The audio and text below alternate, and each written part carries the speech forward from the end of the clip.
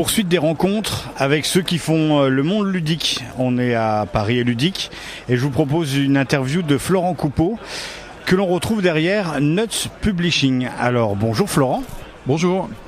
Quand on pense à Nuts Publishing, moi ça a été mon cas au tout début, on pense Wargame, Seconde Guerre mondiale ou autre grosse guerre, mais on pense Wargame avec gros jeux de plateau, pas forcément des figurines, mais des petits pions à bouger, de très grande qualité. Et en fait maintenant Nuts Publishing, c'est pas que ça. Vous pouvez nous résumer un peu l'histoire de Nuts avec l'arrivée notamment de One Deck Dungeon qui a été un peu une sorte de petite révolution chez vous? Ouais, alors en fait, la boîte date de 2011 et de 2011 à 2017, on a fait exclusivement des wargames, oui, avec des grandes cartes, plein de petits pions, des jeux qui durent très très longtemps. Et au moins 4 à 6 heures pour les petits scénarios. Et en fait, en 2017, on a décidé d'élargir la gamme en fait aux jeux de plateau. En se fixant au départ, on a un peu changé depuis, mais au départ en fait des jeux d'exploration avec un thème science-fiction, Medfan, voilà. Ça devait rester au début des jeux quand même assez experts. Et puis un peu par hasard, ou beaucoup par hasard, eh bien, on a été, comme on dit en français, on a rencontré Chris Yelich de Asmadi Games et on a vu One Deck Dungeon, on a trouvé ça absolument génial et on s'est dit, allons-y. Bon, par contre, c'est un jeu qui est tout petit, en solo, un mode campagne et tout. On s'est dit, voilà, on est une toute petite boîte, donc on n'a pas les sous pour, on va faire une campagne de précommande comme on fait pour nos wargames. Et puis tout d'un coup on nous a dit oui mais c'est pas comme ça que ça marche, les Kickstarter à la limite oui mais pas les précommandes sur votre site, les joueurs de plateau ils sont pas habitués. Ah bon, ouais mais sauf en fait là on a déjà atteint les 200 personnes intéressées.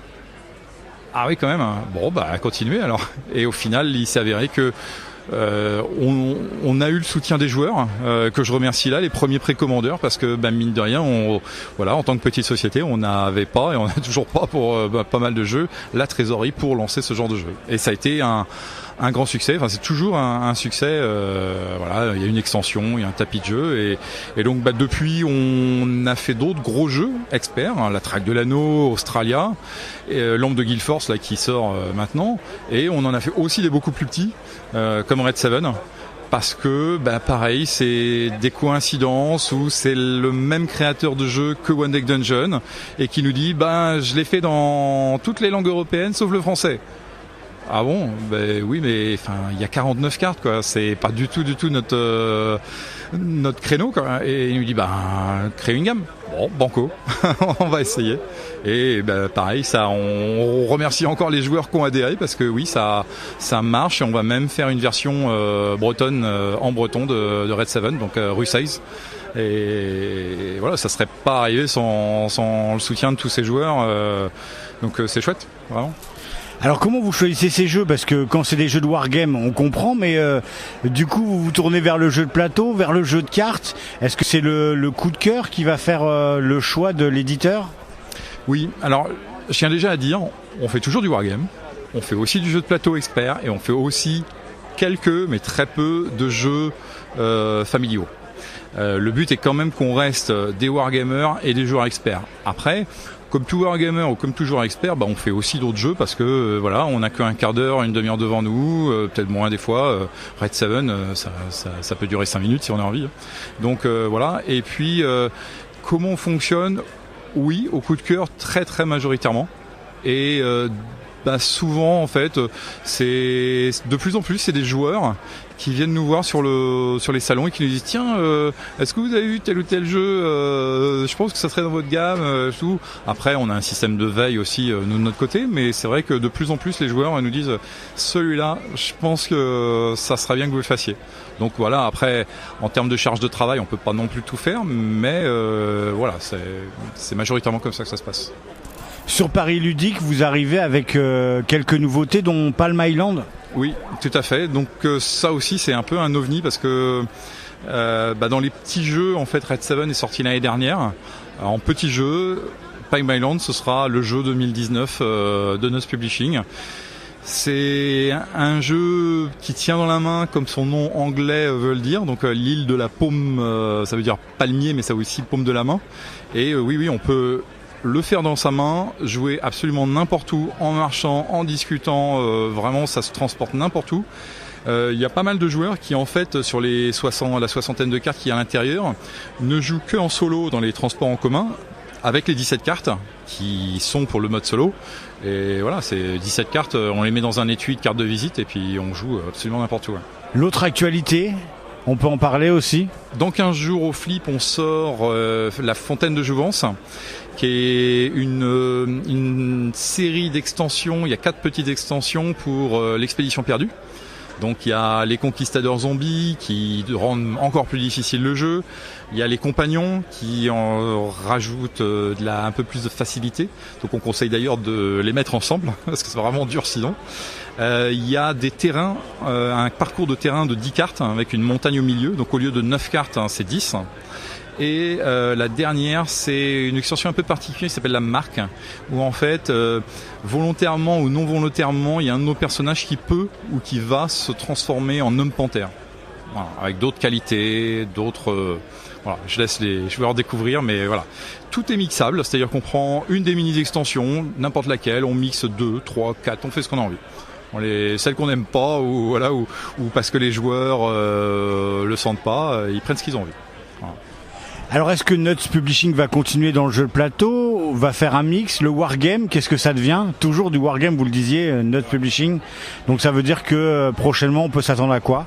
Alors, on va dire que dans les 6 prochains mois, pas forcément en sortie pure, mais alors, dans le wargame, pour ceux qui connaissent, on va sortir Fitna, qui est un wargame sur la guerre au Moyen-Orient de maintenant, donc de 2012 à 2021-22.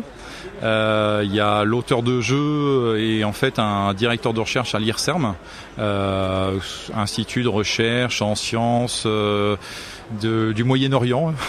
Donc voilà, il teste le jeu toutes les semaines. Là, il est même passé, il a terminé l'extension sur le détroit d'Ormuz, pour ceux qui suivent les actualités. Donc le jeu est quasiment terminé, il vient d'être financé dans les précos. Et un autre qui là pour le coup est vraiment un pur wargame, Italia 1917-1918. Donc ceux-là devraient sortir avant la fin de l'année ou on va dire les 2-3 premiers mois de 2020. Ça c'est pour le côté wargame.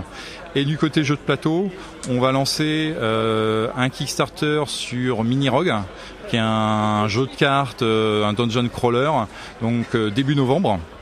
Fait par 2 Québécois, dont l'illustrateur et un des auteurs. Et on va s'entraîner d'abord en Kickstarter. Alors on en a fait déjà quelques-uns avec Australia et Guild Force, La Grande Guerre, voilà, on a fait Ellie Dead Ice. Et donc notre premier Kickstarter en un nom propre, ça va être Saigon 75, donc qui est un jeu historique sous la forme d'un jeu de plateau. Le thème est historique, la façon de jouer est comme plutôt jeu de plateau, donc, d'où le terme Warto. Ça dure 1 heure maximum, c'est pour 1 ou 2 joueurs et le Kickstarter démarre fin août. Donc tout proche. En fait, c'est une aventure somme toute originale. On se retrouve à faire du wargame et par un concours de circonstances, on étoffe sa gamme. Est-ce que c'est surprenant? Comment vous vivez un peu cette transformation? Parce que c'est une vraie transformation.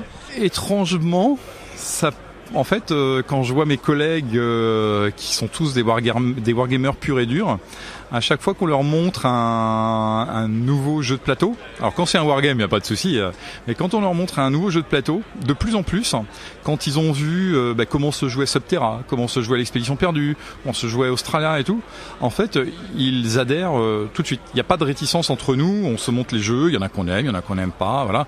Je tiens à dire d'ailleurs qu'on joue à toutes nos localisations, on ne fait pas que des localisations, on fait nos jeux propres, mais toutes les localisations, on y joue d'abord et il faut que nous, on aime.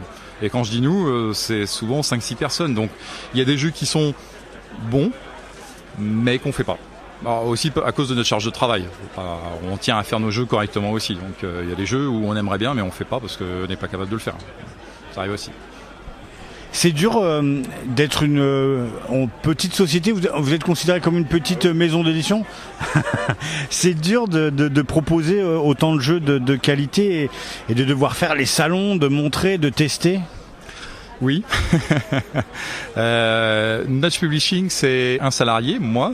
C'est beaucoup de freelance parce que voilà, en termes de graphisme, de traduction, de développement, enfin tous les métiers à côté, les illustrateurs, illustratrices, voilà,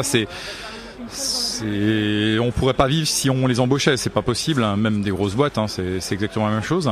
Après, on a la chance, tout d'abord grâce au Wargame et ensuite grâce à nos autres jeux, on s'aperçoit qu'on a beaucoup de joueurs qui aiment nos jeux. Et vraiment, je tiens vraiment à les remercier parce que sans eux, franchement, je pense que les relectures, l'aide pendant les festivals pour l'animation ou autre, jamais on pourrait faire ce qu'on fait. C'est évident. Donc oui, la communauté de joueurs est particulièrement importante pour nous. Ouais. C'est sûr et certain. Merci beaucoup Florent, bon festival et à très bientôt. Merci à toi et bon festival aussi.